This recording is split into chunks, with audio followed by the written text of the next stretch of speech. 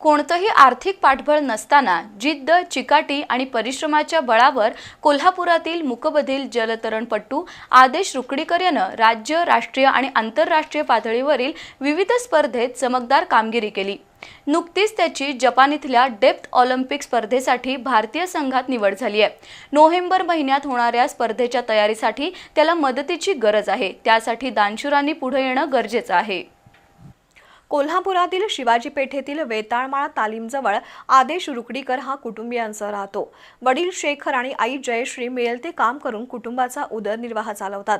त्याचा भाऊ अभिषेक रुकडीकर हाही मूकबधीर असून तोही जलतरणपटू आहे। मुलगी आलिशिबा रुकडीकर आणि मावशी स्वाती कुरणे यांच्या मदतीवर त्याचा जलतरणाचा प्रवास सुरू आहे। 2013 सालापासून छत्रपती शिवाजी स्टेडियम जवळच्या जलतरण तलावावर प्रशिक्षक प्रभाकर डांगे हे त्याचा सराव घेतात। त्यानं आजपर्यंत विविध राष्ट्रीय जलतरण स्पर्धांमध्ये 50 सुवर्ण, 10 रौप्य आणि 4 कांस्य पदकं पटकावली आहेत। तर राज्य आणि राष्ट्रीय सागरी जलतरण स्पर्धेत 9 सुवर्ण आणि 3 ब्रॉन्झ पदकं मिळवली आहेत।